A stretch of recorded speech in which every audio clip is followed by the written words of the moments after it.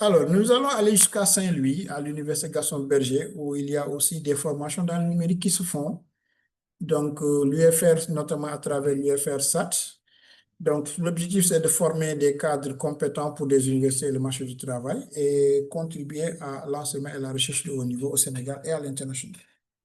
Les formations qui se déroulent à l'UFR SAT sont soit des formations initiales ou des formations professionnelles. Comme j'ai dit, c'est avec une mission de dynamiser l'enseignement scientifique et technologique au Sénégal.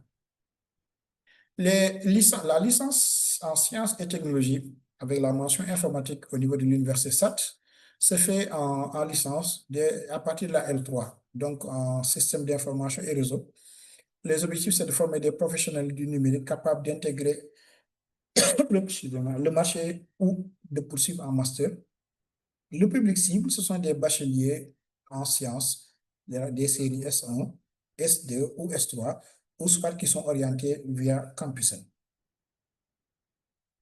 Toujours au niveau de l'université SAT de l'université Gaston, pardon, toujours au niveau de l'UFR SAT de l'université Gaston Berger, nous avons l'organisation de la formation en informatique, comme je disais tout à l'heure, qui se déroule sur 6 semestres. Donc, c'est la licence 1 à la licence 3. Il y a déjà un tronc commun pour les 3 premiers semestres en mathématiques, physique, informatique et en économie, et une spécialisation qui commence à partir du semestre 4 à L2.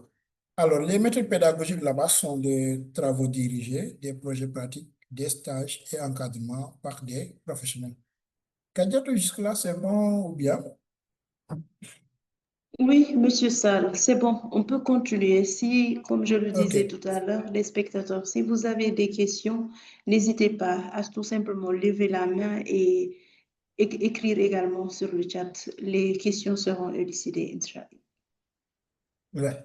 Donc, au niveau des atouts que présente l'UFR SAT, il y a c'est déjà une formation pluridisciplinaire, donc en sciences fondamentales, mais également en sciences appliquées.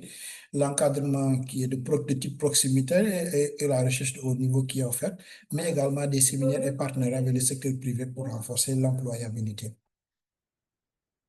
Au niveau de l'Université Gaston Berger de Saint-Louis, il y a ce qu'on appelle IPSL, donc qui évolue dans le domaine de l'ingénierie, mais principalement pour ce qui nous concerne, l'ingénierie génie informatique et télécommunications. Donc, deux objectifs pour cette formation: concevoir et déployer des systèmes d'information et de communication, mais également maîtriser des technologies de pointe comme l'informatique, les réseaux et télécommunications. Deux types de formations, comme précédemment nous l'avons vu avec l'UFR SAT, soit ce sont des formations initiales, élèves ingénieurs, ou à la sortie, vous pouvez aussi avoir le parcours de type professionnel, c'est-à-dire en termes de formation continue. C'est-à-dire ce sont des professionnels déjà en activité qui veulent soit se recycler ou soit augmenter leurs capacités.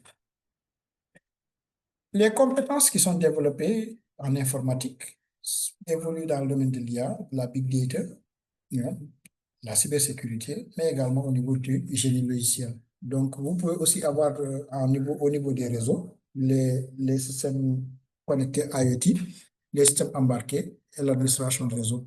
Pour la partie télécom, les compétences évoluent dans le domaine des infrastructures électroniques numériques, mais également de la robotique. Le programme évolue aussi dans le domaine informatique, réseau télécom, base de données, codage et cryptographie, mais également gestion de projet et la propagation et les antennes.